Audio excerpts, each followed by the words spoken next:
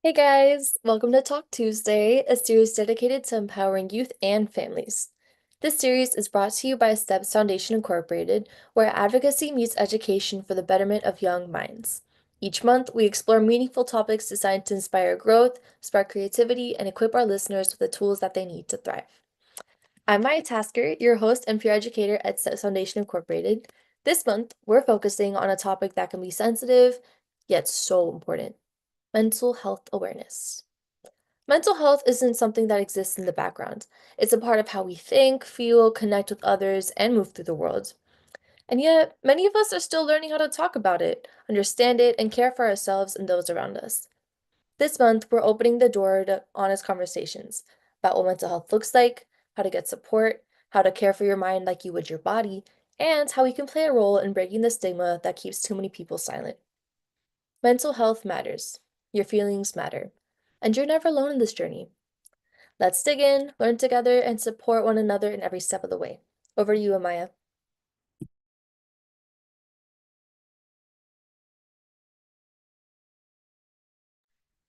Wasn't unmuted. All right, I'm going to open with our first question. Um, what are the most common mental health issues faced by teens today?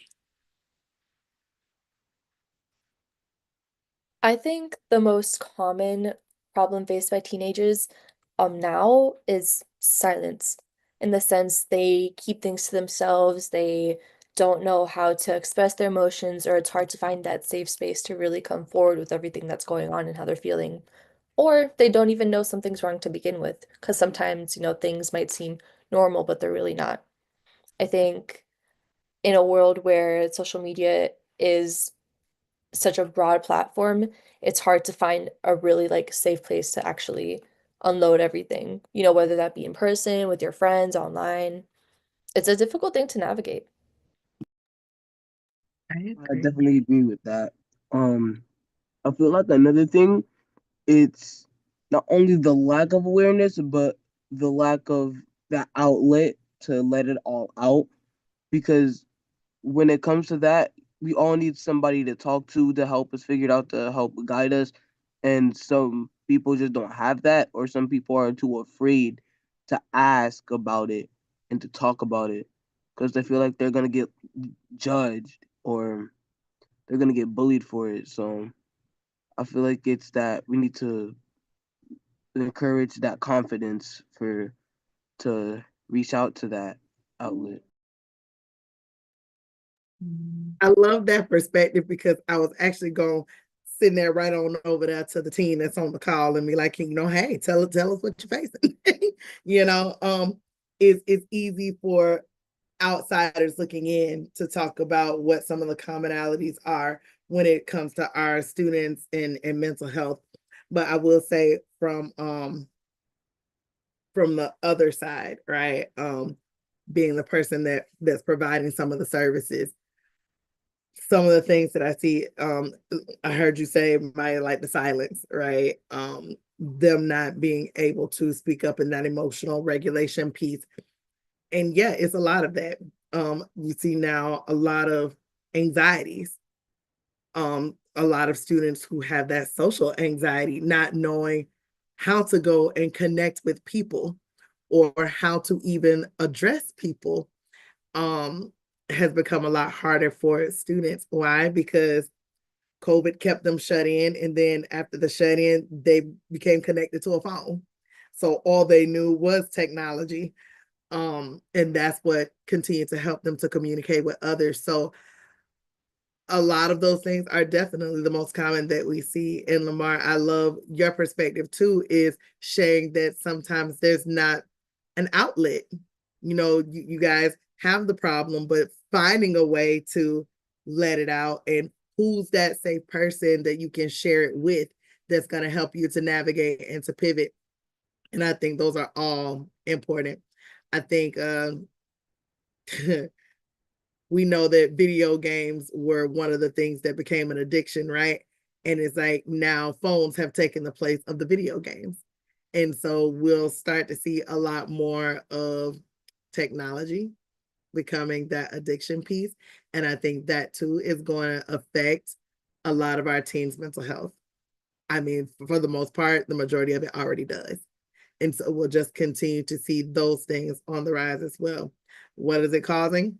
Depression, anxiety, anger issues, where students, and we, how many reports have we seen on the news, right? Where teenagers are killing or hurting their parents for turning off the internet, for taking away the phones, for saying you can't play on the video game. You know, it has become like a hub for anger where they're not expressing correctly. And so those are becoming a lot of those issues. So emotional regulation is definitely a huge one. So you definitely hit that one on the head, Maya.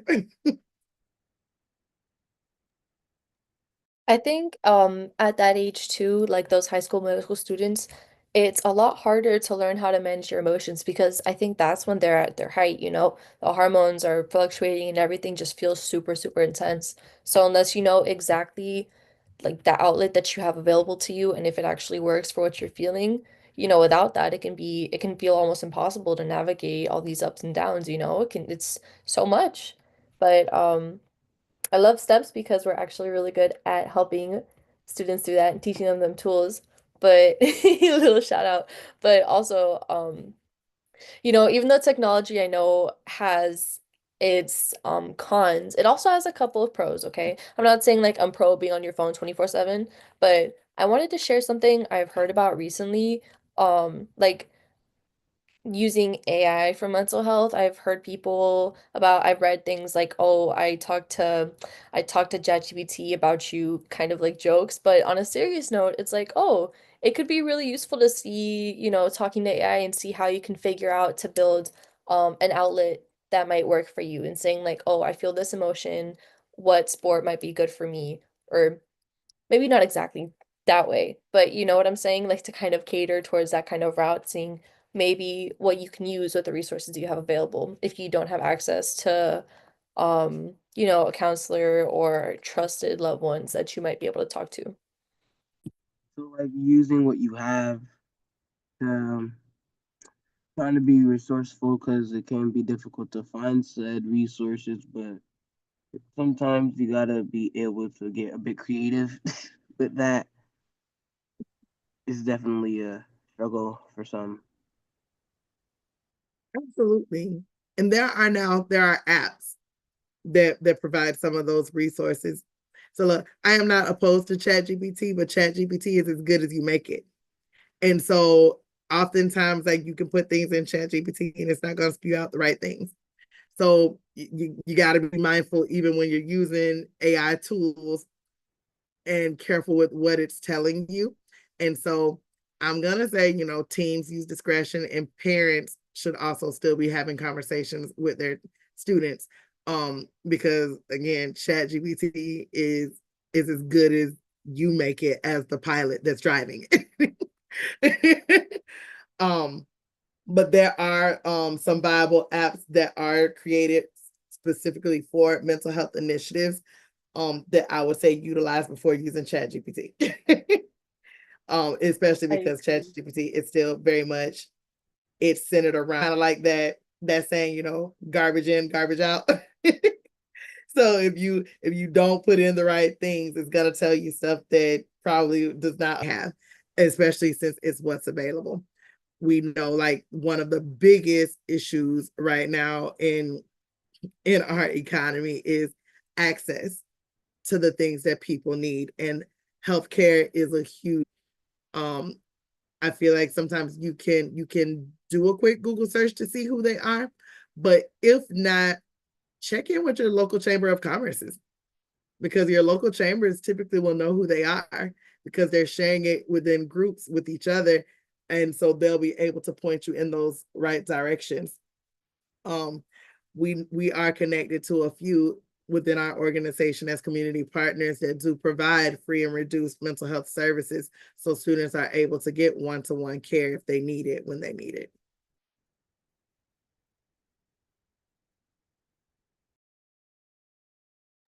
That's a really good point to bring up. Thank you for refining that. I absolutely agree.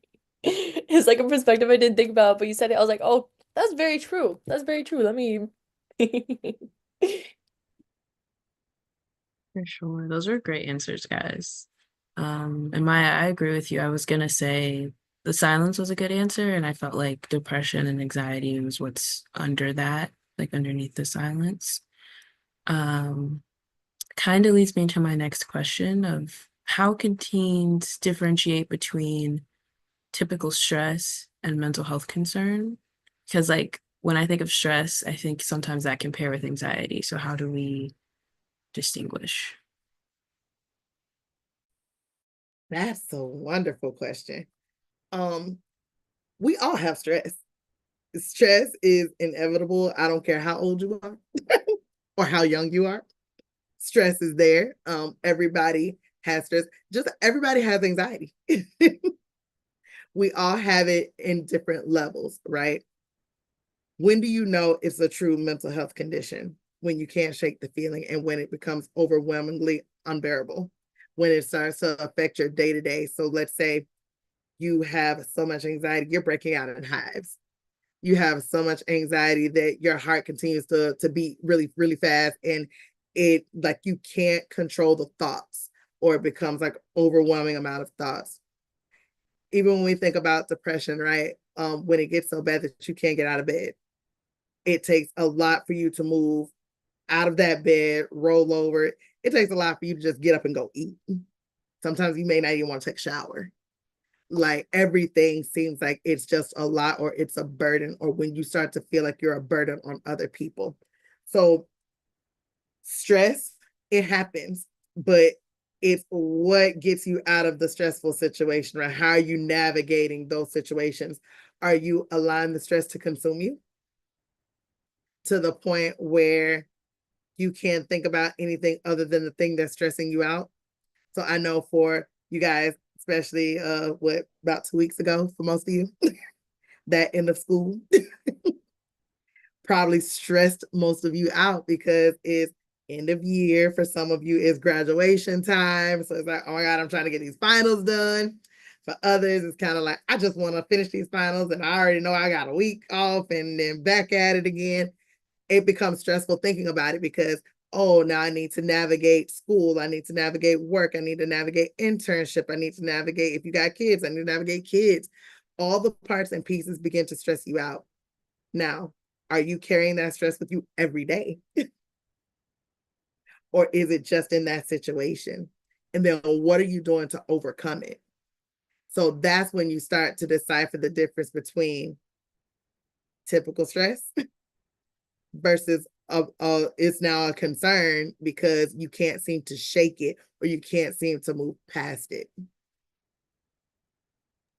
I absolutely agree. I think like the biggest telltale sign, um, from what I've seen at least, is like when it becomes debilitating, like when it gets in the way of those daily activities that you were saying. For depression, it might be motivation to take care of yourself, like the basic hygiene, where it becomes, difficult. You can't brush your teeth, you can't shower, it gets hard. But for anxiety, that also might manifest as like, oh, like you won't go to certain places because you're nervous about the amount of people or this, that, or the other thing. When it interferes with your decision making, if it gets between you and your friends or you and your family, that those kind of, when it gets so big, it can interfere with your personal relationships as well, because it really just kind of like overflows into the rest of your life. There's a lot of different ways it can show, but I would always say, if you think that it may be more than just a daily anxiety, if you have the suspicion, even, it's probably a good idea to kind of, talk to professional or, whoever you have available to kind of see where you're at, you know? I think if you have the slightest idea something might be up, it's good to go with your gut and see where that might take you.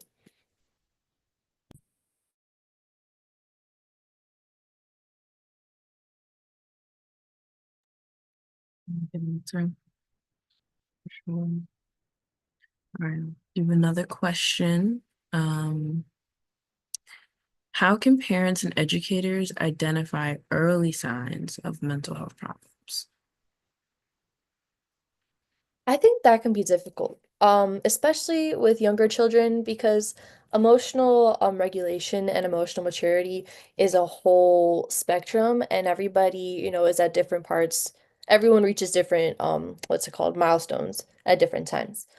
Um uh for little kids, a lot of them are not gonna they're not gonna have an easy time paying attention. It's gonna be hard for them to like they all have big feelings because they're learning how to regulate them still.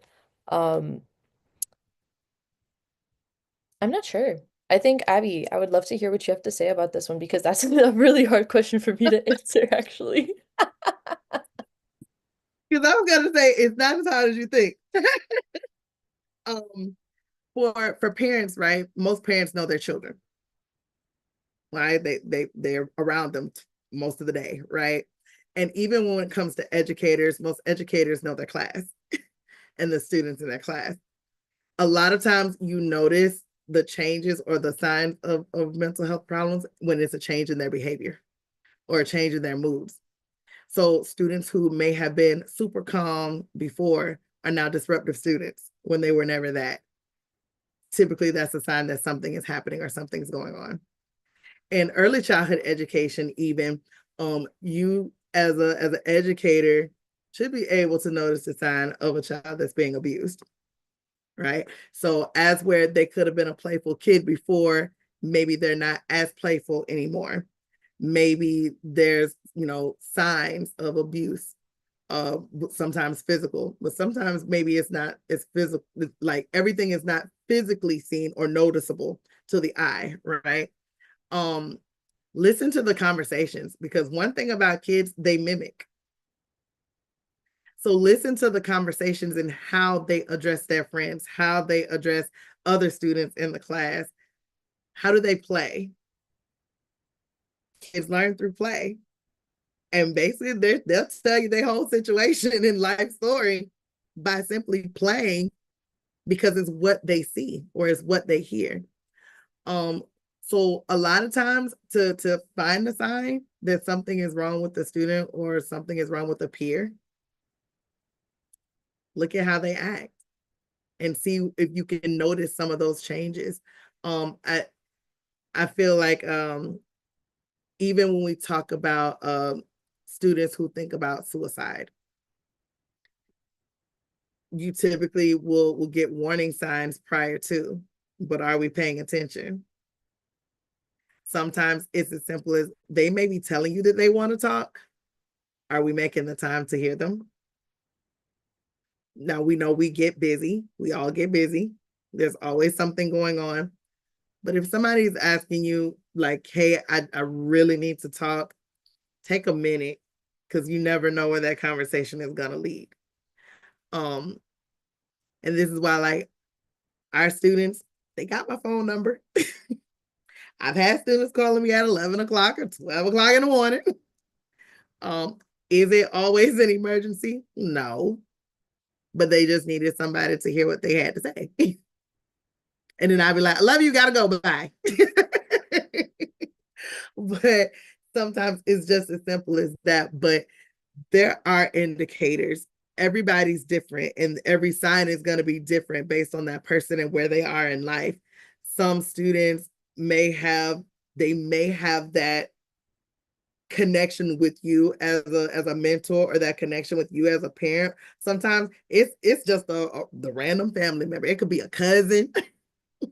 It could be an aunt, where you have become that trusted adult for a student that they're willing to share with you what their concerns are with their mental health. Now, the sad part is, as the cousin, as the aunt, as the grandparent, you don't have the say in what care they get once they've disclosed it to you. And so only the parent or the guardian can take them and sign them up for therapy if they need it. But you can still be that person that lends an ear to hear what it is that they have to say. But yeah, there's definitely some early signs that can be seen, but it mostly is behavioral. So pay attention to like those mood swings, pay attention to how they act. Have they become violent all of a sudden? Are they standoffish now when they used to be like that go-getter? are they failing when they used to be straight A students? If you have little ones, you know, are they wetting themselves when they have been fully potty trained? These are all telltale signs. Are they grabbing themselves in their private areas? These are signs that maybe they've been fondled. What about like students who, especially our younger ones, that are getting ready to talk and have now regressed and don't talk? You know, what are some of the signs? Those are the signs. So it's all about like, what do we do once we notice the signs? And it's okay to ask questions. And I think people sometimes shy away from asking the hard question because they're afraid of the answer. But it's okay to ask the question. We need to ask the question in order to help our kids get the help that they need. We have to ask the questions. So hopefully that helps, Maya. Yes, absolutely. You brought up a point that I had forgotten before I tried to answer the question when I had no direction what I was saying, funnily enough. But absolutely with my age group, you know, back in my school, regression is a really big thing, and you know, telling how these kids are feeling at home if something big is happening, you know, if their parents are getting divorced or this, that, or the other, them, you know, usually regression is one of the first things that we notice, you know, before behavior, because that's, you know, it's just part of it. I'm not entirely sure the science behind it, but I know it definitely is a sign, absolutely. Um, Students who are withdrawn as well, like withdrawn, there's a difference between, oh, I want to have like a day to myself, oh, I'm having a long day, like I need some space, versus like continuous, extended, like super extreme shift, you know? And it might happen gradually, but if you take a second to stop and, you know, you look at your child, you kind of analyze what they've been doing lately, and you're thinking, wow, this is not at all who, you know, my child was a couple months ago, like something must be up. Or especially if your kid has, if your child is having, problems with anger too. I've seen that depression, one of its early manifestations, or one of most, I would say, I don't want to say obvious, but something that's very easy to see in somebody's their anger too. They are super irritable. You know, it might not just be that your child is moody, or it's like, oh, it's just the hormones, like she's just not being nice, like whatever, whatever, whatever. But it could also be a sign of something deeper than that. Um, it's just we have That to make sure we don't chalk it up to, you have to take a second and think a little bit. and that emotional regulation piece is so key in all of that, right? And it's because our kids have big emotions and don't know what to do with them. So it's going to manifest in several ways. For some, it's going to manifest in the shutdown. I don't want to talk. I don't want to be bothered. I don't want to talk. Like, I just want to be left alone over here. And for others, it's manifest physically. Okay. The only way I can get it out is through anger and aggression. So I'm going to yell at you. I'm going to scream at you. I'm going to cuss you out. I'm going to fight you. Those are all the ways that they're getting it out because they don't know how to handle those big emotions. And again, this is where therapy plays a huge part, but also parents understanding coping skills to be able to help their children comes in.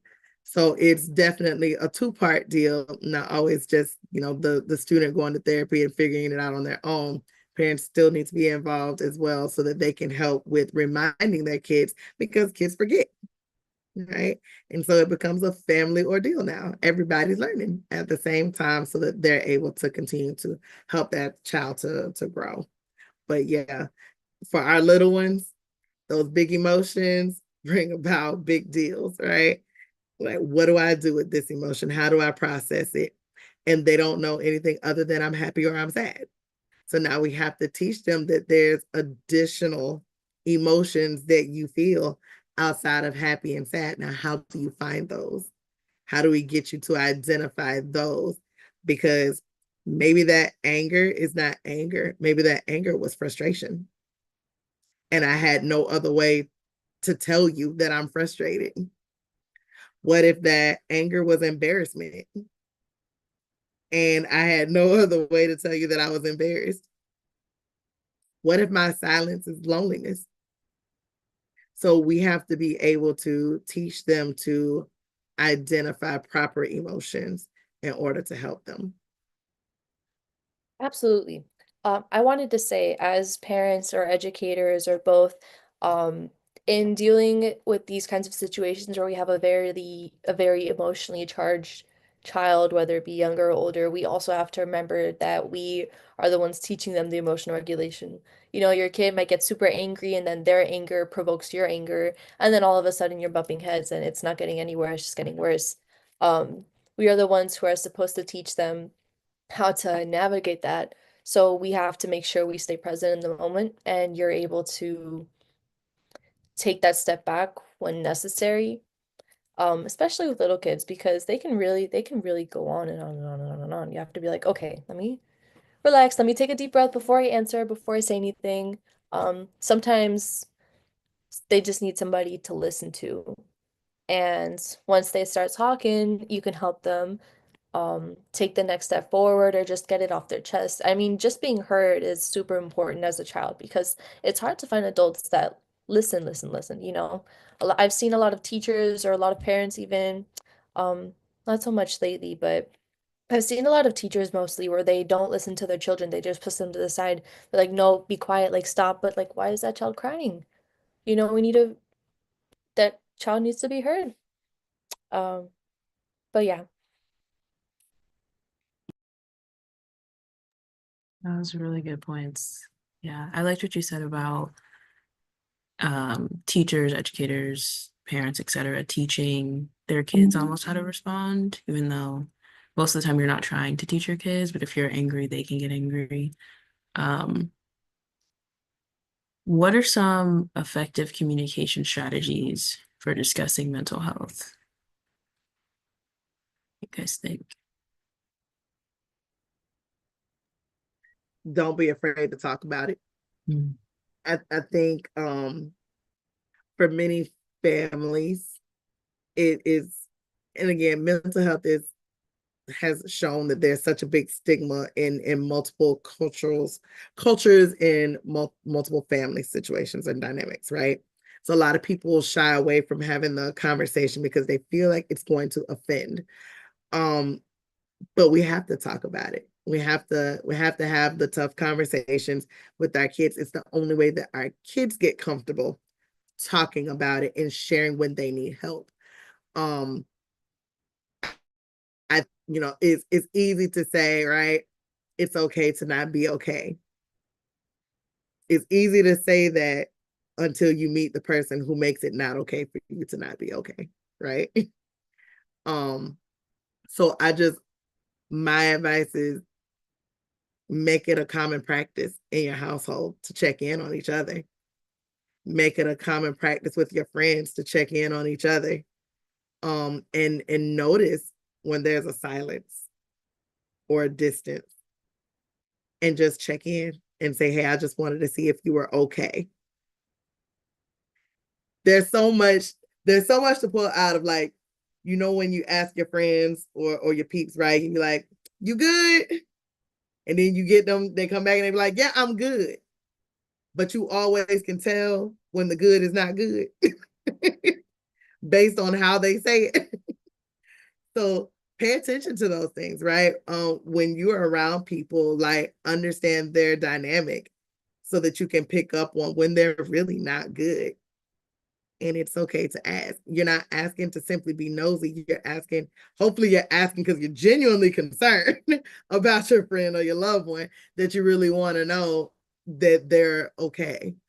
And sometimes it's not about having advice to share. Sometimes it's simply about just listening. And that's the best communication tool you can use, is active listening.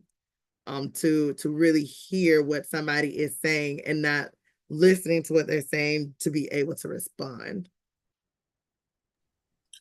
This is off topic, but I have a 9-year sister. She's 9.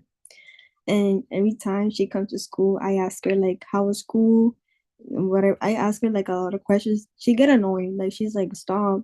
But I actually want to know like what happened, how was her day? Sometimes she'd be asking me like, oh, what is a fake friend? Like, sometimes she'd be asking me question and I be telling her because she doesn't know. but I always like try to like tell her and advise her because she's growing up and she's learning every day. So yeah, I'm always asking her questions like that after school. And see, that's not off topic, by the way, because it starts with those kinds of questions, right? Now, let's say now when you ask your sister that question, if she's hesitant about responding, you're going to notice that she's hesitant because she's now been responding to you in a similar manner. So this is one of those ways that you would be able to pick up on something happened or something's wrong, to be able to see if you can get her to share that with you. So that's actually a very good point because a lot of it starts with just simple questions and asking, how was your day? Now, if she's annoyed with the how was your day, find something more specific to ask to make her think a little harder. So now it can be, what happened in math class today? Or tell me about your ELA class. So now it's forcing her to think of something specific from the specific class to share with you. And you may actually get more out of her than just how was your day? It's so good for her to have someone to talk to too, especially like as a big sister. It's like she knows that you're somebody that she can go to. So even though she's getting annoyed, like whatever, like she knows that you're there to listen, even when she doesn't feel like talking, even when you make her talk, like whatever, fine. But you're still someone she has to go to. That's so important to have that like established loved one, that trust, you have that relationship built. So you keep asking her. You are being a good big sister and you're just doing your job. That's so sweet. I agree. That is really sweet. Okay. Um, let's see. How can teens self-monitor their mental well-being? I will always advocate for journaling.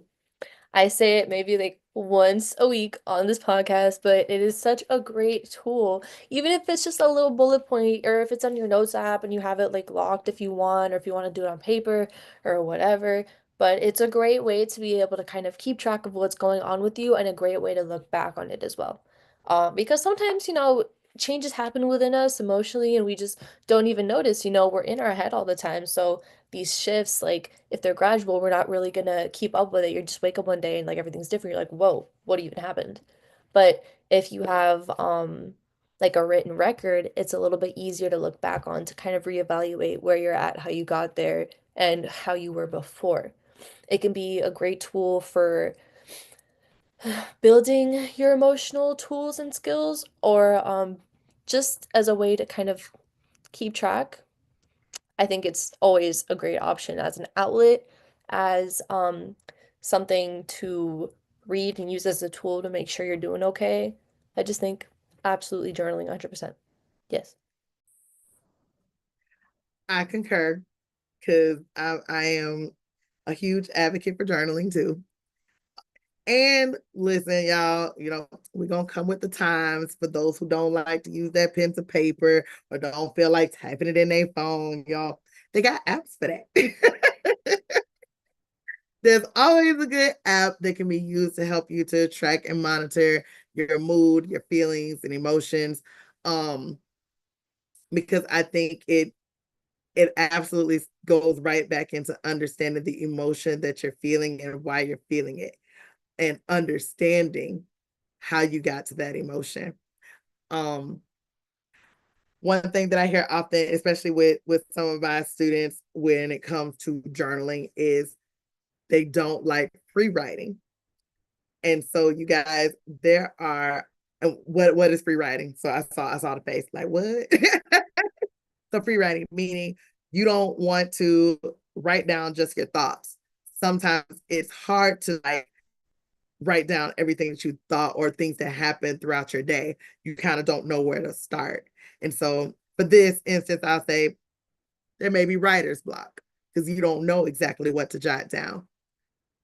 There are so many prompts that you guys can use. Now, here's where I'm going to advocate for other Maya Tasker. My girl said utilize ChatGPT. Y'all could throw in, give me 20 journal prompts to help with processing my thoughts. And it will literally come out with several journal prompts for you to utilize, and then that can be what you use in your journal rather than trying to think of all the things that are in your mind or flowing through your head to write down. If you guys have an iPhone, the iPhone has a journaling component to it as well. I think it's called Reflection. It gives you 5 different types of journal prompts. For those of you who don't like to type and write, it gives you an option to upload a picture that identifies with whatever that question is. And if you don't have it, now you can go take it. For those of you who like need to do the voice memo, it gives you that option too, where you can kind of voice it inside there and it'll type it out for you. So definitely utilize the tools that you have that are accessible to you, especially if you're not a pen to paper journaler, or you're not the person who just wants to open up the notes app and type in your thoughts and feelings. Find other ways to get them out, because if you can get your thoughts and feelings out, and especially if you can be expressive. For some people, it's poetry. For some people, it's drawing. Draw out how you feel if you're an artist. Write that poetry that talks about how you feel if you're a poet. I know I got some students that are short story writers. Find a story to incorporate into what you're feeling in that moment. Remember, it don't have to be 2 pages long. 3 paragraphs and you good. But if you're a creative person, find that creative aspect that speaks to you, that talks to you. If you're not a creative person, talk it out in your phone. So now you're not writing it, but so many different tools. Utilize the tools that you have in front of you. Play with ChatGPT for that, for sure, to get the conversation, even if you decide to have it with other people. Those are great points. I think the journaling, or the aspect of journaling, or keeping those records in whatever form it may be, like having those prompts or having an app or whatever, are super important. But the hardest thing about it is consistency. If you want to have that log to look back on, it's like you have to make it part. My biggest piece of advice is to make it part of your routine. I think a great way to do that is, before bed. Because, okay, we all, we get in bed, we go on our phone, whatever, whatever, whatever. But you can say to yourself, like, okay, I'll go on TikTok, but before I do like my little nightly TikTok routine, let me put this thing in the app real quick, or like write it down, or wherever it may be. And then you can go do your thing. If you incorporate it into your routine, before you know it, it's just going to be habit. And then it'll be something really useful to look back on. Or it's just a great outlet to have, and it's like you're getting it off your chest without even realizing. It's a good, I think before bed is a good opportunity to reflect on your day, to kind of clear your head or get it off your chest before you try to lay down to sleep. So nothing really like keeps you up as much as it would have before. Um, yeah, make it a routine and it will become a lot easier. I swear. Look, I had to clap for that, because yes, routine. Look, what we talked about this, right? In order to make something a habit, you have to keep doing it over and over and over again. You are not a journaler. It's exactly what she said. Create the habit and just continuously do it over and over again. The app from Apple is called Journal. So definitely utilize it. I love it because I've used it a couple times. And look, for those of you that need the book, look, Amazon, I'm just saying Amazon. And it actually gives you prompts inside of it. I need to check that out. Because free writing is hard. Because it's so, you can just write about anything. I'll like totally forget about what even happened or what I was mad about. And I'll be like, yeah, like my day was cool. But like I missed completely the entire point. Great, great idea. Great idea. I will be checking that out. No lie, the cool thing about it. And no, y'all, I am not selling these personally for myself. I don't get paid. I'm not an advertiser for this. However, I do love anything that, creates productivity. So it is not just about journaling. This also helps you to prioritize things that you have in your day. So it asks you like your top goals and things like that. Nice little pages with nice little lines. I know it's too bright, you can't see it. But it also asks you to create your affirmation for the day. So it gives you your daytime. So what you should be writing first thing in the morning, and then your journaling happens at night. But it's a great way for self-reflection because it asks you, what can you improve on? So what did you do throughout the day that probably was a little chaotic that you would want to improve on later? So now it has a way for you to improve yourself. And then it asks you to give a highlight of the day. So what is the one thing that made you the happiest in today? And each journal prompt for the night is different, but the other things remain the same. It asks you what you're grateful for, and you're putting 3 things that you're grateful for. Your affirmation and your top goals are part of the morning. So definitely cool tool to use. Feel like it was like under $10 on Amazon. Useful, and it's a hardcover and not a soft cover. I'm sorry, y'all. Those things matter to me, okay? So You could take it anywhere. You don't need a table. You don't need you got it. No, that's important. And only $10? Are you kidding me? Absolutely. Absolutely.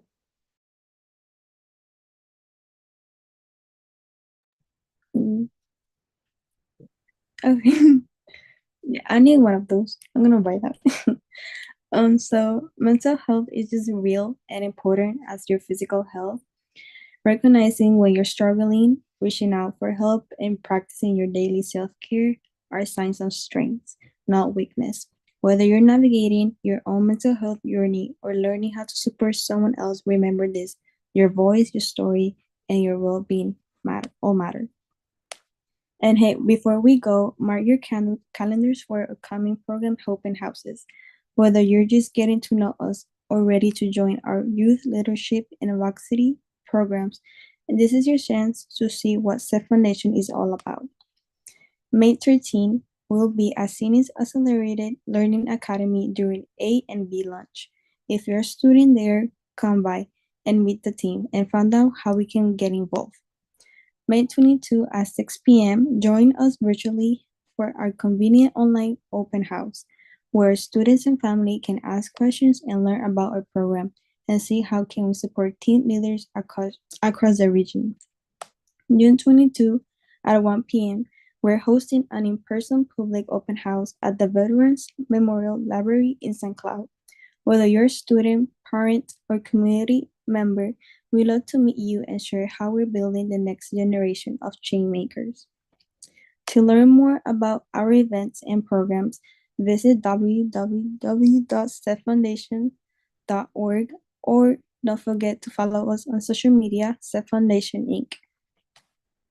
You're not alone, you're not too much, you're not weak for needing support, your mental health matters, and so do you. We're proud to be part of a growing movement where young people are leading the way in mental health awareness. Keep asking questions, seeking the truth, and showing up for yourself and others with compassion.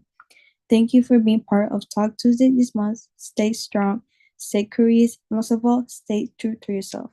Until next time, stay inspired, stay empowered, and keep leading the way. Bye.